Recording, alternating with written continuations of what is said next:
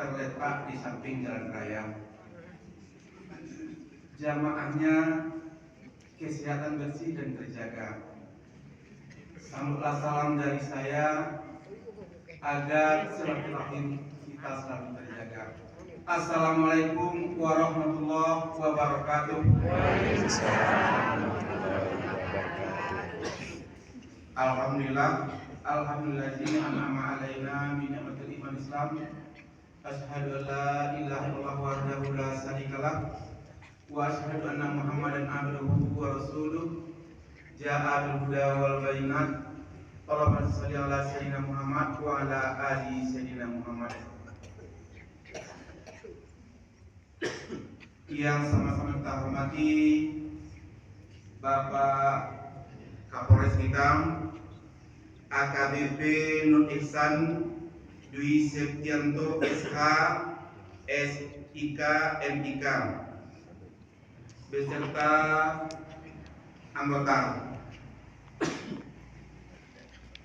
Kemudian yang sama kita hormati Bapak Kepala Dinas Pendidikan dan Ibu dari Kota Tangerang IA Datuk Radio Tambasang. Yang sama kita hormati pimpinan Pondok Pesantren Manhaj Saleh 3 Bapak Dr. Sulaiman Effendi MPD beserta anggota. Yang sama kita hormati Bapak Camat beserta anggota, Bapak Wali Nagari beserta jajarannya, BPLN, KAN dan anggotanya. Teman-teman kami pengurus Raya Salim Kaum, kemudian ibu-ibu Bunda Kandung, mama kami Suluh Gendang dalam Nagari, Kapai Tampai Batanyo, Kapelang Tampai Barito, remaja kami sebagai titian asok bagi kami. Ibu-ibu, umumnya kaum muslimin muslimat yang hadir pada acara subuh berjamaah pada pagi hari ini. Sabda salam yang tak lupa kita sampaikan kepada Nabi besok kita Muhammad sallallahu alaihi wasallam. Allahumma shalli ala sayyidina Muhammad wa ala ali sayyidina Muhammad. Yang mana beliau telah melimpahkan rahmat dan karunia kepada kita bersama. Dengan rahmatnya jualah pada pagi yang berbahagia ini, alhamdulillah kita kedatangan tamu dari Kabupaten Batam. Rahmat yang sebesar-besarnya. Kemudian rahmatnya juga kita telah bangun pagi ini datang ke masjid dalam rangka melaksanakan salat subuh secara berjamaah. Mudah-mudahan yang kita laksanakan, yang kita kerjakan pada pagi hari ini akan diridai oleh Allah. Amin amin ya rabbal alamin. Serta salam yang tak lupa disampaikan kepada Nabi besar Muhammad sallallahu alaihi wasallam. Allahumma shalli ala sayyidina Muhammad wa ala ali Muhammad. Yang mana beliau telah merubah zaman dari zaman kemunafikan, dari zaman kemusyrikan kepada zaman yang berilmu pengetahuan seperti yang kita saksikan pada saat ini. Bapak-bapak, ibu yang berbahagia, tidak banyak mukadimah, kita langsung pada pokok. Yang pertama, kita minta berupa ceramah sekaligus arahan bimbingan dari Bapak kita, Bapak Kapolres, yaitu Bapak AKBP Nur Ihsan Dwi Septianto SH. Waktu dan tempat kita persilakan dengan segala hormat. Pak Masyur Pak Haji. Bismillahirrahmanirrahim. Assalamualaikum warahmatullahi wabarakatuh. Nahmaduhu wa nusalli wa nusallimu ala rasulil karim. Qala Allah ta'ala fi kitabihi al-karim wa a'udzu billahi minasyaitonir rajim. Bismillahirrahmanirrahim. Qul in kuntum tuhibbuna Allaha fattabi'uni yuhibbukumullahu wa yaghfir lakum dhunubakum wallahu ghafurur rahim. Wa qala aidan fal asri innal innal insana lafi khusr illa alladziina aamanu wa 'amilus shalihati wa tawassaw bil haqqi wa tawassaw bis sabr. Qala Nabi sallallahu alaihi wasallam, man shalla al-baita falal jannah. Sadaqal azim wa sadaqal rasul karim wa kama qala Rasulullah sallallahu alaihi wasallam. Bapak-bapak, ibu-ibu yang dimuliakan Allah Subhanahu wa taala, yang mengharap ridha Allah Subhanahu wa taala, yang mudah-mudahan dicintai oleh Allah Subhanahu wa taala, terkhusus yang saya hormati, saya muliakan, saya banggakan Bapak Ketua Masjid DKM Masjid Raya Salimpong, Pak Wali, Ustaz, Buya, pimpinan pondok pesantren yang berkaitan, yang saya banggakan, saya muliakan Pak Kadis Pendidikan, kepada tanda-tanda Ketua BPRN, alim ulama, Ustaz, para Ustaz, tokoh adat, ini mama, apa lagi Pak?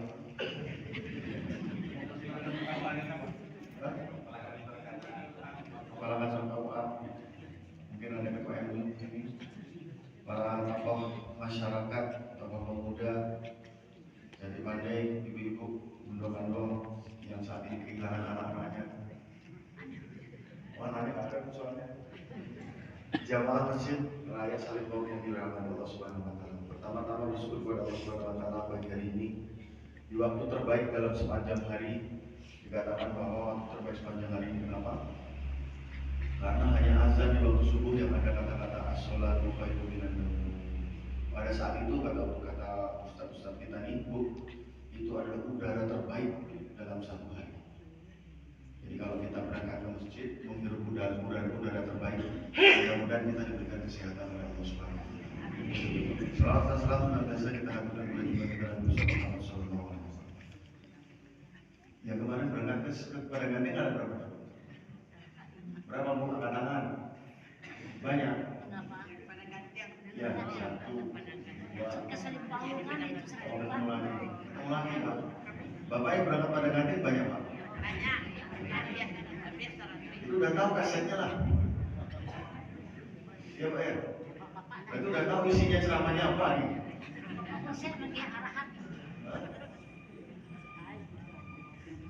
Masih banyak yang sudah berangkat atau yang belum berangkat, Pak? Belum tahu kasetnya ya. Kalau diulangi lagi gimana, Bu? Diulangi lagi kasetnya, isinya diulangi. Jadi Bapak yang mulia, tadi saya barusan cerita sama Pak Kadis Pendidikan, Pak Gatot. Barusan kemarin sore kita tangkap 3 orang pemuda, satu kelahiran 92, satu kelahiran 97, satu kelahiran 98. Barusan 3 orang sekaligus. Dari Tangerang membawa 23 paket. Satu paketnya itu sekitar berisi kalau bisa dikonversikan, satu paketnya itu bisa dipakai sekitar 30 sampai 40 orang. 30. Kita ambil paling kecil 30. 30 kali 23 berapa? 30 kali 23. 650. Satu nagari berapa? Satu nagari itu penduduknya berapa? Berarti sekitar 10%-nya. 10% daripada satu nagari ini bisa ke arah dengan adanya tetapnya di bawah. Makanya kemarin Pak MUI, saya di Salimpong, saya mau minta itu yang muter-muter tadi pakai plastik. Minta, boleh nggak saya minta sumbangan sama dia, Bu ya? Boleh nggak Pak, saya minta sumbangan Pak? Nggak tanya berapa? Buat membesarkan sel Polres penjara Tangerang. Kasihan itu sudah 26 tambah dia 29. Kapasitasnya cuma 25 Pak, sekarang 29. Jadi mereka tidur itu seperti apa? Ikan kering gitu. Iya Pak, ini. Gimana Pak? Kumpulkan satu lagi gitu buat plastik atau pensinya anggota ini kumpulkan gitu, nanti iuran bersama. Ini adalah sumbangan dari Jamaah Masjid Raya Salimpong untuk membesarkan renovasi penjara Polres Tanah Datar.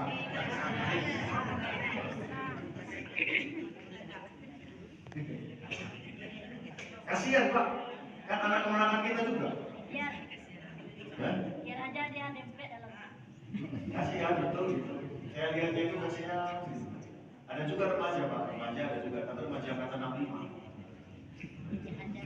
Oh, udah putih sini. Dan alhamdulillah kasusnya pencabulan.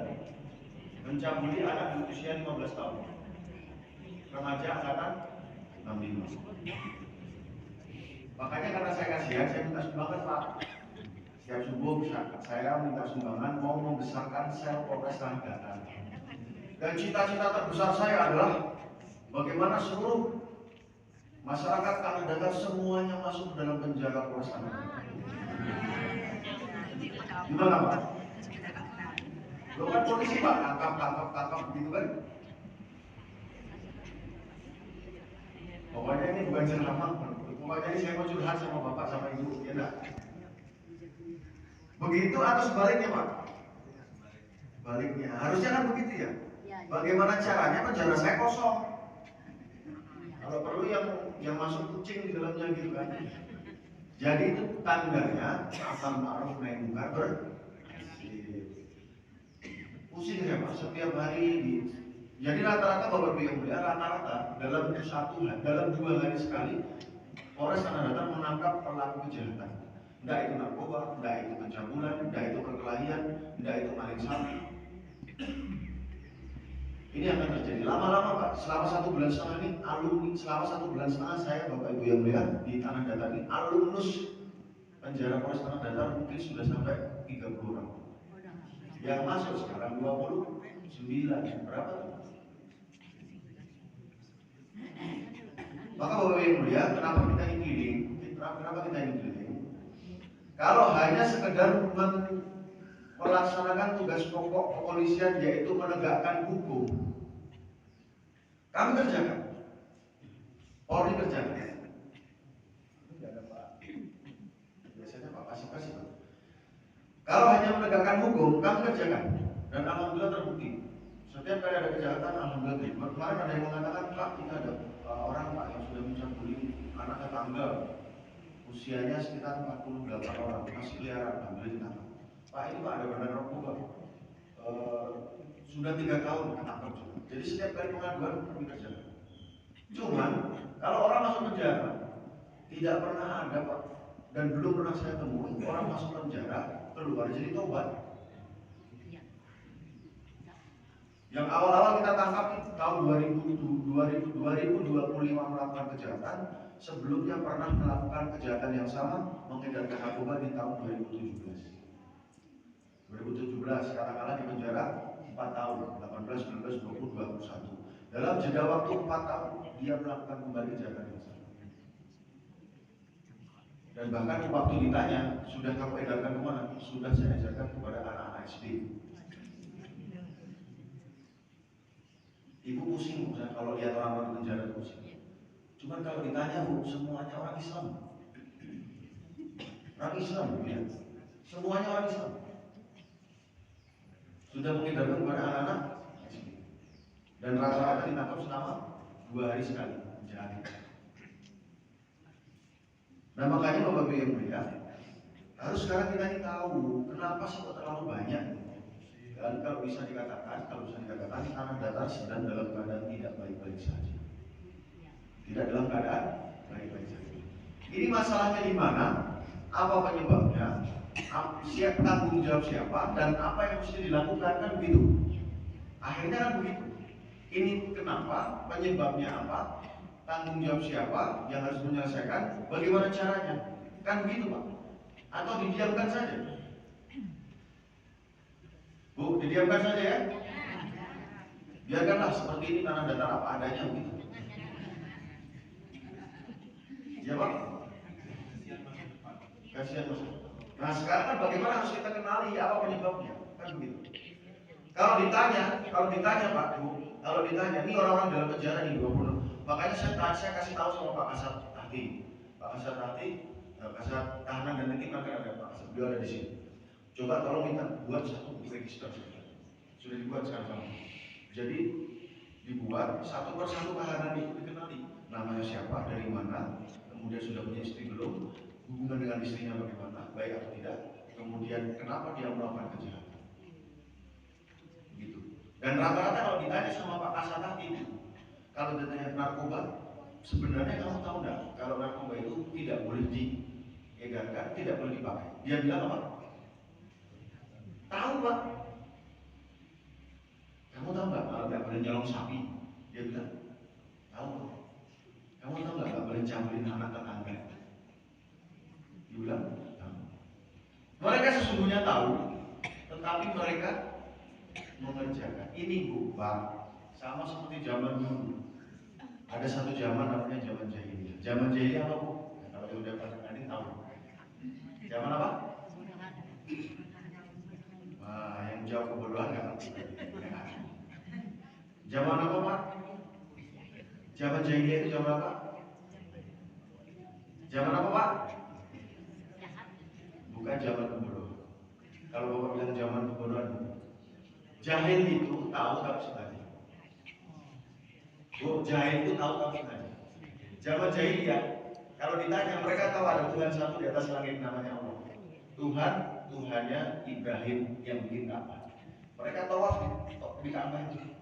Wah, setelah mereka tawaf, mereka mentawafi 360 berhala di sekeliling Ka'bah. Jadi ada Tuhan satu di atas langit, ada 360 di bawah bumi di sekitar Ka'bah. Mereka kalau ditanya tahu Tuhan di atas langit, ada satu namanya Allah. Jadi mereka tahu tapi sengaja. Mereka tidak boleh membunuh anak mereka, tapi mereka membunuh anak perempuan mereka yang hidup dikubur di dalam tanah. Mereka tahu tidak boleh. Mereka tahu tidak boleh minum khamr. Mereka tahu, tetapi mereka minum khamr dan caranya lebih elegan.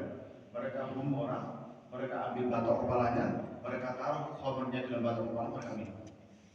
Caranya jangan jahil. Tapi kalau ditanya tahu tidak boleh bunuh orang, tahu. Jadi hari ini masyarakat kita dalam keadaan jahiliyah. Tembok putih harus dicat sama Pak Wali. Persiapan Pak Bupati mau datang. Ada orang bawa pilok dicoret-coret, cet. Dek, kamu tahu nggak sih ini tembok buat apa kira-kira? Ya Pak, saya tahu Pak buat ini. Ini tembok harus dicat, kamu tahu? Tahu. Kamu tahu nggak kira-kira harus dicat ini boleh nggak dicoret-coret? Dia bilang nggak boleh. Jahil.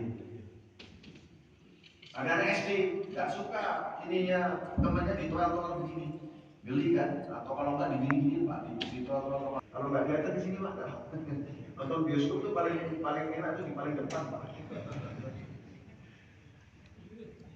Karena dia ini tahu sebenarnya nggak boleh ditoel-toelin kepala, tapi karena dia jahil maka kepalanya ditoel-toel. Itu namanya jahil, akhirnya kalau berkelahi dia. Berkelahi. Karena jahil. Jadi jahil itu. Nah, umat hari ini, masyarakat kita hari ini begitu. Itu penyebabnya. Kenapa kok sekarang banyak umat dalam keadaan jahil? Nah sekarang masalahnya, bagaimana caranya supaya tidak jahil kan begitu? Kembali aja ke kitab Pulau. Saya baru menemuin Pak di daerah mana gitu, yang kalau ngaji di rumahnya ada Quran itu cuma di sini. Di tempat orang Minang, di tempat lain saya belum menemukan. Ini tandanya kalau kita mau kemana-mana pakai kitab Pulau selesai. Nabi SAW sabdakan dalam diri seseorang, dalam diri anak Adam, dalam diri tubuh manusia ada 10 organ. Kalau dia baik maka baik seluruhnya, kalau dia buruk maka buruk seluruhnya. Dia adalah hati. Coba kita lihat bagaimana cara Nabi memperbaiki umat. Apa yang pertama diperbaiki? Hati. Apa yang diperbaiki? Perbaiki hubungan dengan Allah Subhanahu wa Ta'ala. Apa yang diperbaiki? Iman. Nabi tidak pernah memperbaiki pertama kali ekonomi, tidak pernah. Nabi tidak pernah memperbaiki pertama kali, mohon maaf Pak Kadis, dengan pendidikan, tidak pernah. Nabi pertama kali memperbaiki iman. Bagaimana setiap orang takut kepada Allah Subhanahu wa Ta'ala. Gambarannya Pak, kalau Bapak dikasih uang 50 miliar, 50 miliar Pak, tapi Bapak dikatakan Pak besok sore Bapak mati, kira-kira apa? Mau kawin lagi Pak? Mau beli mobil? Tidak mungkin. Orang melakukan kejahatan itu karena dia tidak takut kepada Allah Subhanahu wa Ta'ala. Orang melakukan kejahatan karena dia tidak sholat. Orang melakukan kejahatan karena dia tidak pernah ke masjid. Orang melakukan kejahatan karena imannya tidak sempurna kepada Allah Subhanahu. Itu yang dikerjakan sama Nabi. Ada nggak sekarang sholat orang penjahat yang sholat subuh? Ada? Ada bu? Ibu yang suka gibah itu ada yang sholat subuh? Tidak ada. Orang yang dia takut kepada Allah Subhanahu Wa Taala pasti dia tidak akan melakukan perbuatan kejahatan. Itu masalahnya selesai. Kalau pakai kita boleh. Jadi kalau mau memperbaiki negara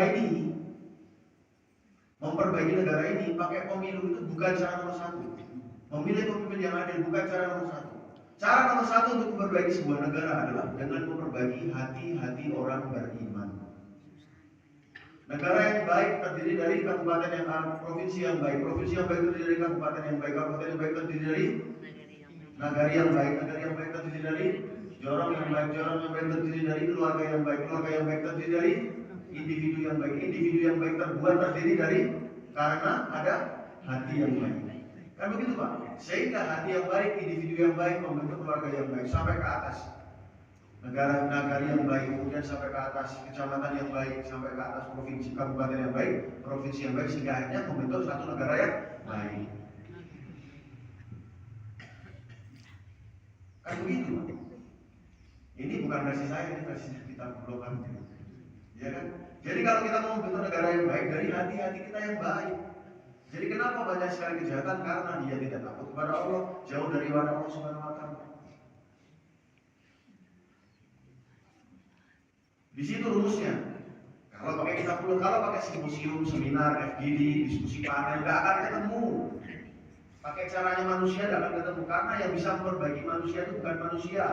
Bahkan Ustadz pun tidak bisa memperbaiki anaknya sendiri. Yang bisa memperbaiki manusia adalah yang punya manusia. Siapa yang punya manusia?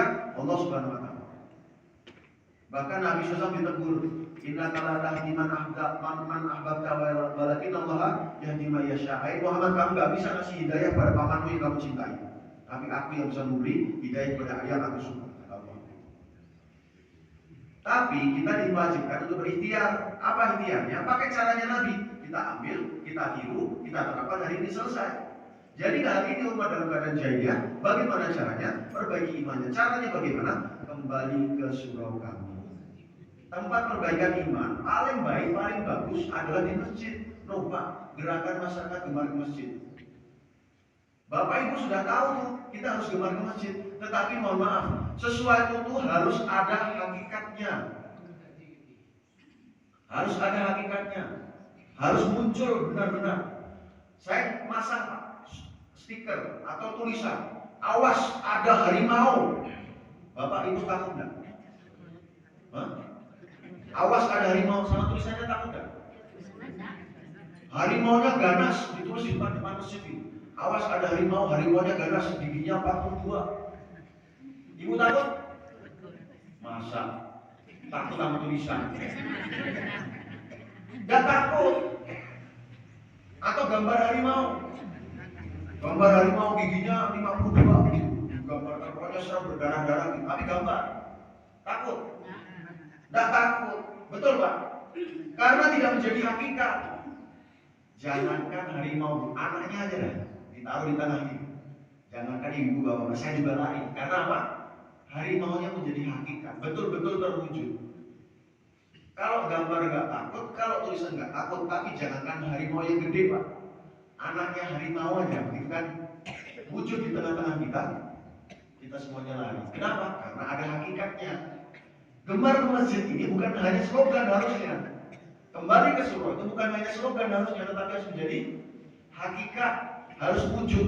Apa wujudnya? Bukan slogan, tetapi perbuatan. Itulah yang dikerjakan oleh Nabi Muhammad SAW. Maka apa yang dikerjakan? Nabi mengembalikan setiap manusia ke masjid. Setiap kemana-mana Nabi akan membangun masjid. Dan kemudian mengembalikan setiap orang ke masjid, memperbaiki imannya kepada Allah SWT. Bapak yang mulia, ibu yang berbahagia, kalau saya punya motor namanya motor Vario, rusak dibawa kemana Pak?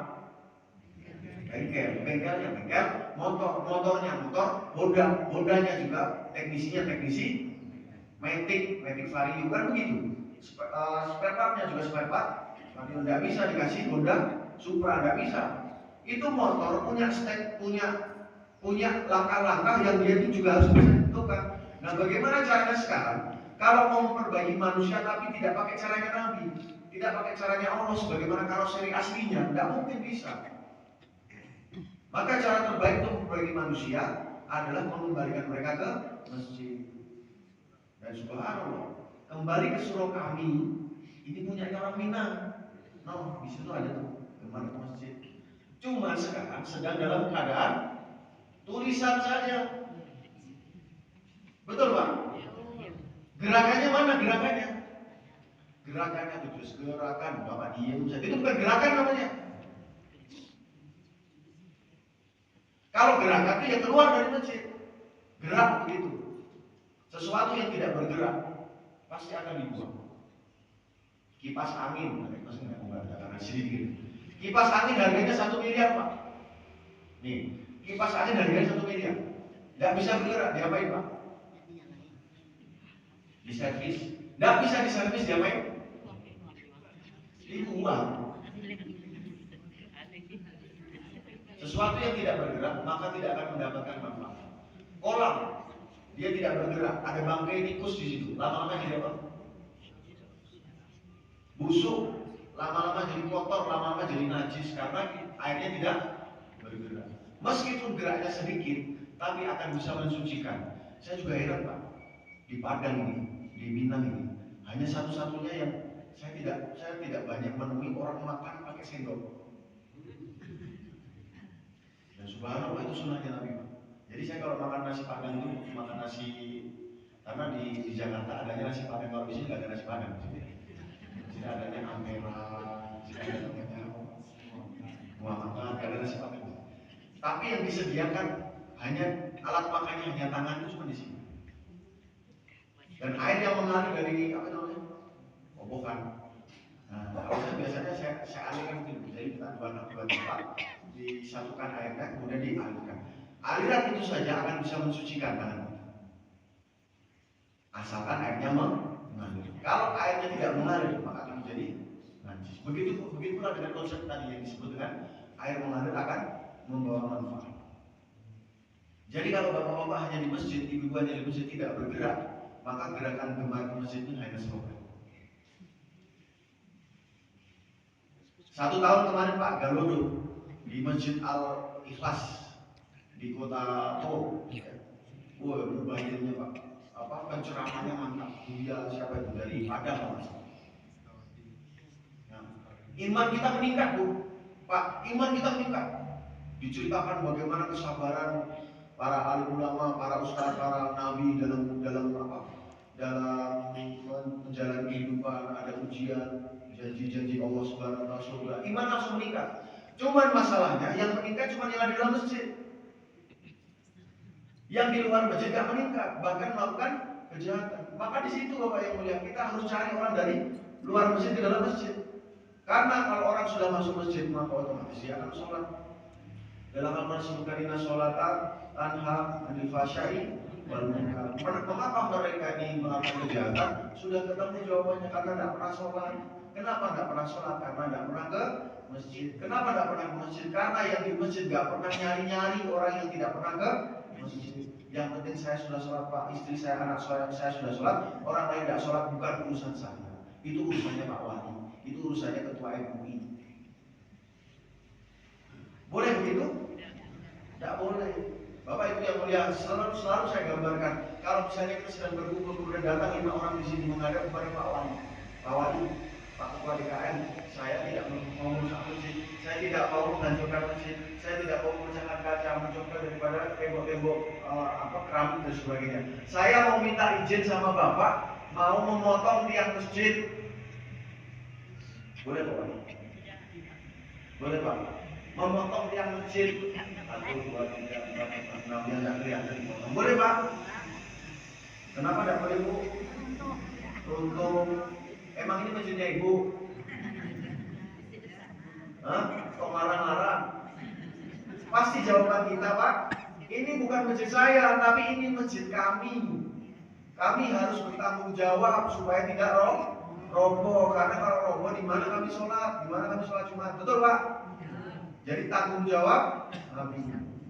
Kata Nabi, siapa yang dia sholat, maka dia menegakkan tiang agama. Siapa dia tidak sholat, maka tadi saya tanya sama beliau nih, sebenarnya pemain asli sini itu berapa? Kalau masuk semua, laki-laki baliknya, berapa saf, Pak? Berapa saf, Pak? Hah? Tidak muat-muat. Nah sekarang dihitung tadi berapa saf, dikurangi kursi-kursi ini, berapa saf tadi? Jadi yang 2 saf menegakkan tiang agama, yang berapa nih Pak? Berapa saf kira-kira? Sampai berapa? 12. 10 saf merobohkan tiang agama. Yang 2 saf menegakkan tiang agama, yang 10 saf sedang merobohkan tiang agama. Gimana Pak? Mau biarin aja? Nanti ditanya sama Allah, bagaimana tanggung jawab kamu kan gitu. Ini masalahnya. Maka Bapak Ibu yang dikenal Subhanahu wa taala, di mana-mana saya selalu akan mengatakan bahwa tanggung jawab kita bersama untuk mencari orang-orang yang belum masuk ke dalam masjid. Caranya bagaimana? Door to door. Jemput Pak. Kira-kira yang tadi 10 saf tadi tahu nggak ada masjid di sini? Tahu. Tapi kenapa nggak datang? Kira-kira dengar azan nggak Pak? Pak Ketua ini corongnya berapa biji Pak? 8. Dengar azan nggak kira-kira Pak? Tapi kenapa nggak datang? Hah? Seperti dia ini buta tidak melihat masjid, seperti dia budak tuli tidak mendengar azan. Tapi sesungguhnya yang buta dan tuli bukan mata dan telinga, tetapi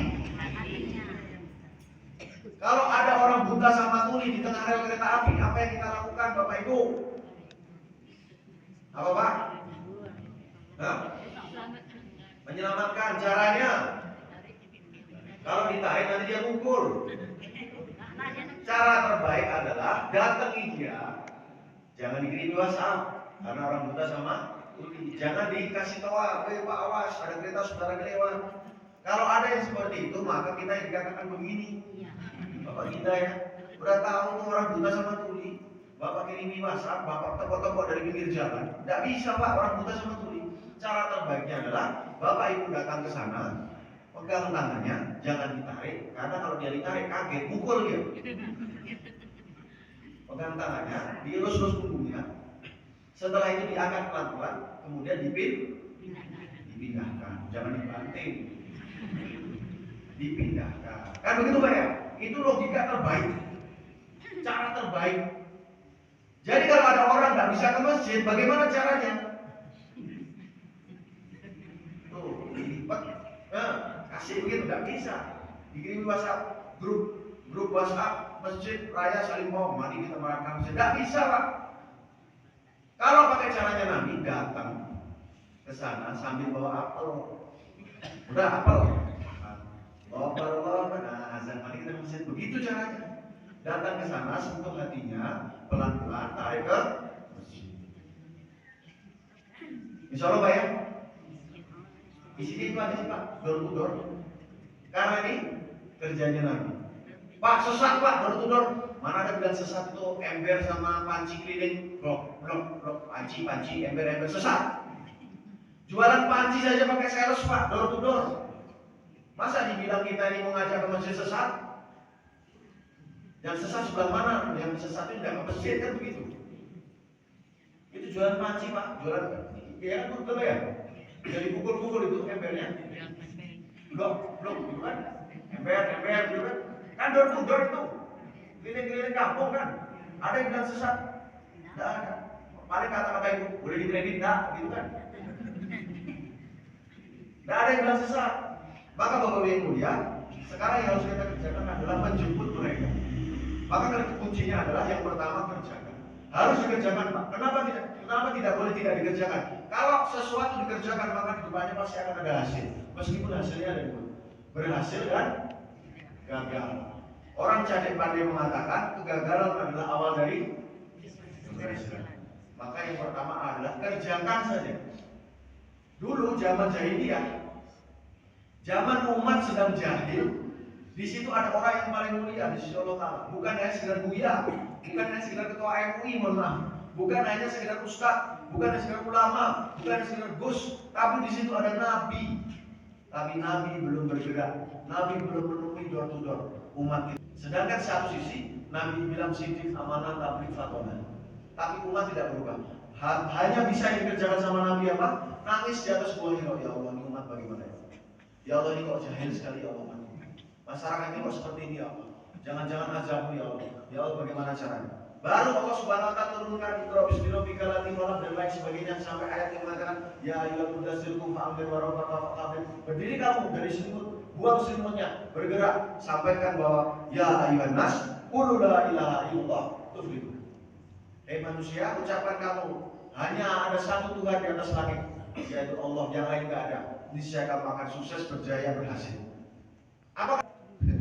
Muhammad 361 biji goro Tuhan aja, goro ya kalau gotong royong. Tuhan yang goro saja nggak selesai masalah kami. Kok kamu mengajak kepada Tuhan yang satu? Gila kamu, majnun, pendusta agama, pemecah belah umat, pemisah antara bapak dan anak. Dibilang seperti itu kan. Tapi satu sisi, Sayyidina Abu Bakar masuk Islam, Sayyidina Ali masuk Islam, Sayyidina Utsman masuk Islam. Jadi kalau bapak dipuji-puji di kampung pak, saya curiga. Saya juga dipuji-puji pak, saya curiga. Jangan-jangan umat tidak berubah. Bisa jadi itu tanda-tanda hidayah. Begitu pak, begitu. Ini gerakan apa lagi nih? Kok gerakan gemak ke masjid kok dijemput satu persatu nih? Sesat ini kan? Jangan-jangan itu tanda-tanda umat akan berubah. Jadi jangan takut, yang penting kerjakan. Di dulu ada Nabi, tapi Nabi belum bergerak, umat tidak berubah. Sedangkan ketika Nabi sudah mulai bergerak door to door, umat mulai berubah. Meskipun kita dicaci maki. Yang pertama kerjakan, yang kedua istiqomah. Yang kedua istiqomah. Pak ini, Bapak tahu nggak kalau lapar itu Bapak harus mati? Tapi saya subuh datang ke beliau, Pak Ketua, kalau lapar makan ya. Dulu datang lagi, Pak Ketua, kalau lapar makan ya. Asar datang lagi, Pak Ketua, kalau lapar makan ya. Mari datang lagi, Pak Ketua, kalau lapar makan ya. Isa datang lagi, Pak Ketua, kalau lapar makan ya. Besoknya lagi subuh datang lagi, Pak Ketua, kalau Pak Ketua lapar makan ya. Zuhur datang lagi, terus begini. Kira-kira 3 hari Pak Ketua ngomong sama saya, Pak. Bosan saya Pak, lihat muka Bapak. Sudah tahu saya kalau lapar harus makan. Tapi kenapa adanya iklan aqua Bapak Ibu tidak pernah mengatakan bosan? Dan orang aqua mengatakan, Pak, saya malu. Aqua itu bukan di sini, tetapi aqua di ada buktinya? Ada. Suruh anak kita nih, Dek, beli air sana di warung. Dia bilang apa? Bang, beli aqua kan? Padahal yang diambil Amia. Itu tandanya aqua sudah ada di dalam hati. Dan orang aqua mengatakan, kalau aqua sudah dalam hati Pak, maka duit saya tambah banyak, karyawan saya tambah banyak, pabrik saya tambah tahun. Tapi begitu sudah mulai 10 tahun, itu yang dari sini tercabut, yang aqua dari sini tercabut, sehingga akhirnya orang tidak kenal lagi dengan aqua. Orang tidak kenal dengan aqua, akhirnya saya bangkrut, karyawan saya pecat, pabrik saya tutup. Betul Pak? Ada buktinya? Ada. Saya tanya sama ibu, sekarang di mana Bu sabun batangan merek B29? Mana Bu? Sabun batangan merek B29. Dulu ada nggak? Warnanya biru kan? Kalau dilempar pakai anjing, anjingnya mati kan? Di mana sekarang? Kenapa tidak ada? Karena tidak ada iklan. Kita tahu kalau nggak sholat itu dosa. Berapa persen?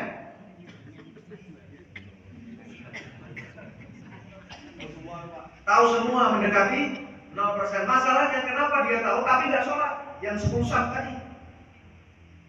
Kenapa Pak? Hah? Yang dari sini sholat itu tercabut, yang dari sini sholat itu tercabut. Kenapa? Karena tidak ada iklan. Alias Bapak mengatakan yang penting saya sholat, karena saya sholat, mesti saya sholat. Orang tidak sholat bukan urusan saya Pak, itu urusan Pak Ketua MUI. Urusannya Pak Wali. Itu yang jadi masalah. Jadi akhirnya nggak boleh Pak. Satu orang pun dia hilang dari masjid gara-gara satu sholat, maka kita harus prihatin. Kita harus nangis, istighfar sama Allah, dicari orang itu. Saya waktu sama Pak Kabak, Pak Kadis, dia bilang, Pak ini kan 30 masjid awal, ini sudah sekitar berapa masjid Pak? 30. Kalau di jadwal sekitar 40 sekian. 30 masjid, Pak Kiai, yang sudah kami lewati kami kumpulkan. Mereka mengatakan, Pak, susah Pak nyari mereka Pak. Ada yang 100% sudah dikunjungi. Belum Pak, kenapa nggak dikunjungi? Pak, susah pokoknya. Akhirnya saya mengatakan, Pak, mohon maaf, saya boleh nggak berbicara masalah politik sedikit? Boleh Pak, silakan. Coba ingat waktu pemilu Pak.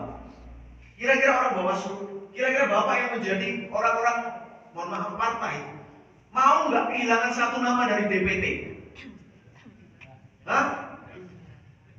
Satu DPT Pak, orang hilang satu nama, dikejar sampai malam, dikasih uang 300.000, betul? Yang resikonya hanya 5 tahun, betul? Ini orang hilang dari masjid yang katanya kalau satu sholat ditinggalkan dengan sengaja akan didudukkan dalam neraka selama satu hukum. Satu hukum sama dengan 80 tahun. 80 tahun akhirat sama dengan dikalikan 1000 tahun di dunia. Bapak diam saja, dan dikejar itu orang. Di mana otak kita ini? Di mana pikiran kita ini? Jangan-jangan itu anak kemenangan kita. Dan biarin aja Pak, kalau sholat bukan urusan saya. Bagaimana? DPT saja yang masalah dunia cuma resikonya 5 tahun. Bapak kejar sampai malam.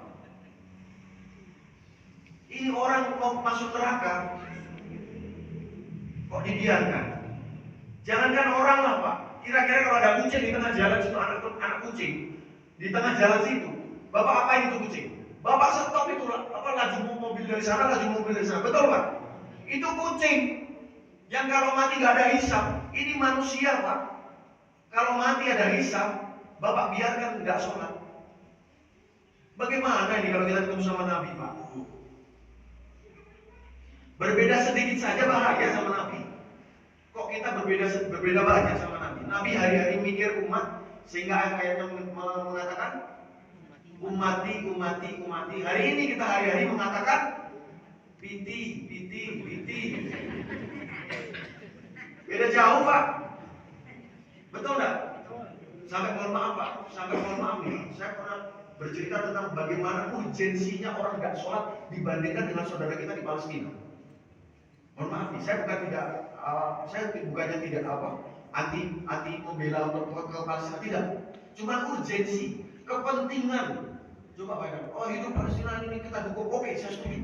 Cuman kalau lihat urgensi, ada yang lebih urgen, ada yang lebih penting. Bahasanya itu kalau gawat darurat itu lebih didahulukan. Orang Palestina Pak, kalau kita bela sana, mohon maaf Pak, surga. Tetangga kita, jorong kita, ada yang nggak sholat. Kalau matinya apa? Bu. Lah kok kita mau nolong yang jauh dulu gitu, dibandingkan kita nolong yang dekat. Ini yang harus kita kerjakan dulu. Ada orang tenggelam, yang satu di dekat pinggir darat, yang satu di tengah. Yang kita tolong yang mana dulu? Yang nggak pinggir lah, yang di tengah lah. Kalau pinggir sedikit usahanya dia bisa ke darat. Lah kalau yang di tengah, itu maksud saya. Jadi kita berpikir loh, ini kan orang Minang kan jago diplomasi, berarti kan pinter-pinter Pak. Sholatnya 1 tahun cuma 1 kali Pak, masih kita biarkan begitu saja. Ya Pak ya, suruh siapa mengundang Kapolres Pak, dimarahin siapa? Bapak yang mulia, ini tanggung jawab kita sama-sama, bukan kita marah, bukan Pak ya. Cuman kalau ini semuanya, coba Bapak Ibu bayangkan, kalau seluruh masjid di tanah datar, surau, musola, semuanya 100% laki-laki balik masuk ke dalam masjid, apa yang terjadi? Kira-kira aja Pak, kira-kira.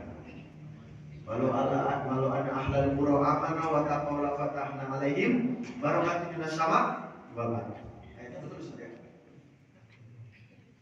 Jadi Allah akan berikan kalau ada iman dan takwa dalam satu negeri, dalam satu kampung, dalam satu jorong, dalam satu kabupaten, maka Allah Ta'ala akan berikan keberkahan dari atas langit dan keberkahan dari bawah bumi. Yang dari atas jadi berkah, hujannya jadi berkah, jadi tumbuh-tumbuhan subur, panen, melimpah segala macam. Yang dari bawah jadi makmur, anak-anaknya soleh, anak-anaknya semuanya taat kepada orang tuanya, tidak ada lagi anak yang tidak taat pada orang tua. Tapi sebaliknya kalau iman dan takwa yang berasal dari masjid tadi tidak ada, maka yang dari atas jadi banjir, hujannya jadi banjir, angin puting beliung, yang dari bawah jadi gempa bumi, tanah longsor, galodo, anak-anak berani sama orang tua, anak bunuh orang tua, bapak-bapak nikah sama anak kandung sendiri, sama kakak sama adik, fantasi saudara. lebih canggih daripada bebek. Bebek itu masih tahu yang disebut mana jantan, mana betina, tapi bebek fantasi saudara kerjakan. Nah ini anak sekarang tahu dua-duanya dikerjakan dua-duanya. Fantasi saudara tidak dikerjakan, LGBT dikerjakan. Bukan Nabi aja tidak mengharapkan hasil pamannya masuk ke dalam Islam, tapi Allah yang memberikan hidayah. Waduh Pak susah Pak, udah pokoknya kerjakan aja. Mau orang nanti masuk dalam masjid tidak, bukan urusan kita. Yang penting kita kerjakan. Maka coba kalau seluruh kampung bergerak, malah ini apa? Waduh, kalau di sini juga ada pindah. Saking lamanya pindah-pindah dia tobat Pak aja. Waduh, kalau kayak gini ceritanya nggak betah saya di tanah datar. Udah kita tobat aja, kita masuk masjid. Kan begitu. Siapa? Door to door? Ada bukti nyatanya Pak. Alhamdulillah waktu itu di masjid Laskar Koto Gandhi Pak ya. Kami door to door. Maghrib sampai isya. Kita jemput orang, kita berapa rombongan kita jemput. Assalamualaikum Pak, hari mana? Mari kita masjid, kita ini saudara Pak. Kita ini saudara, karena Pak bukan karena Bapak dan Ibu kita satu, tapi karena satu kalimat. Kalimatnya adalah ilaha illallah. Yang pertama Abu Bakar. Golongan Sayyidina Abu Bakar. Abu Bakar itu siapa? Abu Bakar ketika didakwai sama Nabi, diajak masuk Islam sama Nabi, mikir-mikir pun tidak untuk masuk Islam. Jadi tidak pakai mikir-mikir, langsung masuk Islam. Ada golongan kita hari ini? Ada. Assalamualaikum. Udah, kamu sebentar. Saya masuk ke dalam. Ambil sama. Untung diingatkan. Ayo kita sama-sama ke masjid. Itu golongannya Abu Bakar. Yang nomor dua, golongannya Abu Sufyan. Abu Sufyan masuk Islam, pertengahan bahkan terakhir masuk Islam dalam mendekati peristiwa Futuh Mekah. Ini terakhir Pak ya? Nggak apa-apa ya? Atau sampai jam 9? Peristiwa Futuh Mekah, dekat peristiwa Futuh Mekah. Maksudnya apa? Dia telat masuk Islam. Hari ini ada golongannya Abu Sufyan, ada lagi nyuci di depan rumah. Assalamualaikum, udah ke masjid, nanggung duluan. Begitu kita masuk masjid, kita sholat selesai Assalamualaikum. Dia berdiri di belakang, masbuk nambah 1 rakaat. Tapi masuk dalam masjid, golongannya Abu Sufyan. Yang nomor 3, golongannya Abu Thalib. Senang dengan perjuangan Nabi, mendukung perjuangannya Nabi, tapi tidak mau masuk Islam.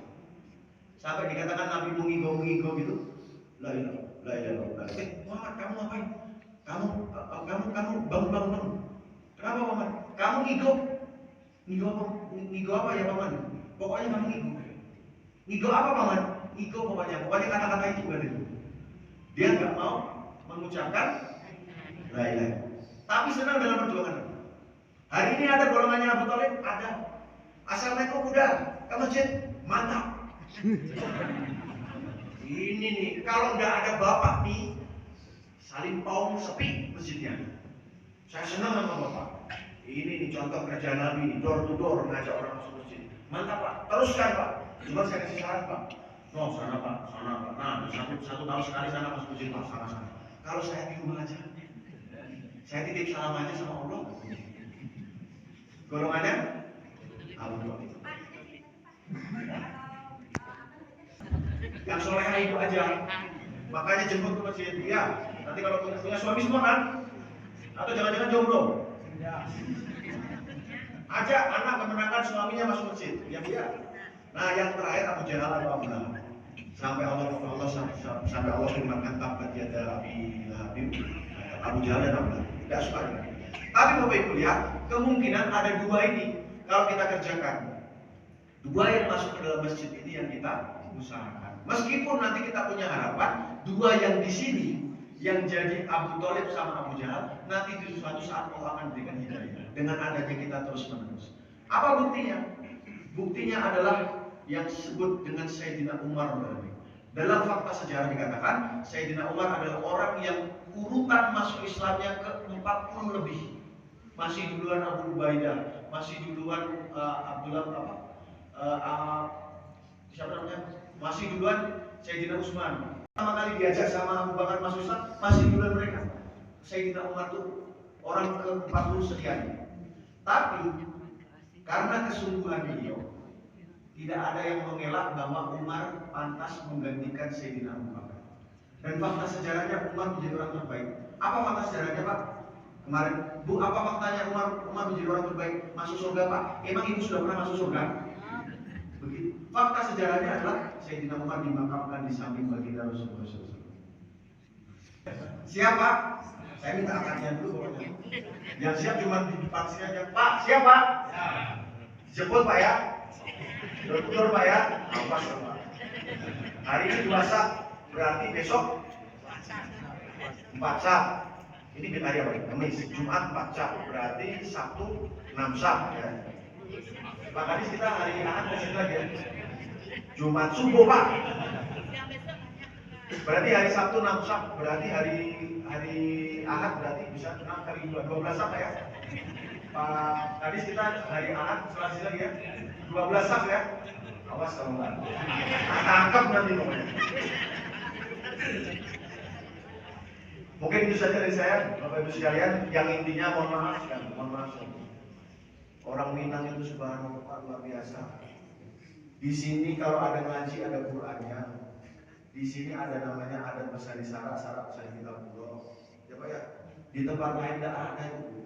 Tidak ada tempat lain. Mekah Madinah aja nggak berani dibilang kami bersandingkan Quran, nggak pernah ada. Hanya orang Minang yang berani ngomong begitu. Kita lihat bukan sekedar slogannya Bapak Ibu, tapi spiritnya, keinginannya itu loh. Kami loh orang Islam beneran yang kami menegakkan adat saja dengan kitab ulul. Kami menegakkan adat dengan kitab ulul. Kami menyandingkan adat dengan kitab ulul. Gak ada di tempat lain. Keberaniannya orang Minang Pak. Dengan mengatakan syariat bersandingkan kitab ulul. Hanya orang Minang. Keajaiban dunia nomor 21 ya. Di Banten gak ada ya. Tidak ada. Di Jawa juga nggak ada. Betul kan Pak Dato? Hanya orang Minang yang berani. Maka hari ini jangan sampai keberanian itu nggak berani lagi. Itu kucing. Mana macamnya orang Minang? Bapak Ibu ya, saya bukan orang Minang. Tapi mungkin saya tidak akan rela kalau adat bersandi syarat bisa diketahui tidak ditegakkan di bumi. Nggak ikhlas saya, karena saya sudah makan lamang tambahan. Ya sekarang jadi orang Minang saya. Dan jangan katakan saya lebih Minang daripada Bapak, karena saya sayang dengan orang Minang. Insya Allah Pak ya, kembalikan mereka ke masjid. Janji Pak. Pokoknya akad dulu, nanti kalau saya ditanya sama mereka Israel kan, saya udah akad kok sama orang saling mau. Mungkin itu yang bisa saya sampaikan. Sekali lagi kami titip, bagaimana caranya Pak? Jangan sampai satu orang pun tidak sholat di dalam masjid. Bapak silakan bisa hitung yang masuk masjid ini kira-kira berapa orang. Silakan per kepala dihitung Pak. Door to door jemput. Pak, orang sana masuk sana Pak. Yang penting dia masuk masjid gimana caranya? Orang sini harus masuk sini. Dan semua orang pasti bisa menentukan di mana dia sholat. Pasti bisa. Gak mungkin orang Islam gak sholat itu gak mungkin. Keinginannya pasti dia akan kembali kepada Allah Subhanahu wa Ta'ala. Mungkin itu saja yang saya sampaikan. Sampaikan setiap hari satu polisi satu silaturahmi. Setiap hari satu polisi satu silaturahmi. Bertemu kepada mereka, ajak mereka kembali ke surga. Itu Pak. Yang nomor 2 kalau mereka patroli minimal 3 waktu. Patroli berhenti, nyalakan lampu biru itu, turun dari mobil, 3 warung. Ayo Pak, nggak lagi apa? Udah jam 12 malam. Besok langsung kembali ke surau. Jadi amar ma'ruf nahi munkar. Selebih 10 orang wali. Bukan Pak Wali tadi, wali. Ya, bukan ustaz, wali agama. Jadi kalau ibu doa ya Allah, berikan keberkahan baldatun thayyibah baru menurut tanah dan tanah ya Allah. Maka doanya lebih dijabah daripada doa 70 orang wali. Kalau nggak percaya tanya begitu. Makanya doa bu, anak-anak jangan ditinggalin, jangan ditinggalin. Termasuk saya doain ya. Allah Subhanahu wa Ta'ala yang salah dari saya pribadi mengingatkan untuk seluruh majelis dengan doa kepada majelis subhanahu wa bihamdi subhanahu wa ta'ala asyhadu an la ilaha illallah astaghfiruka wa atubu ilaik. Assalamualaikum warahmatullahi wabarakatuh.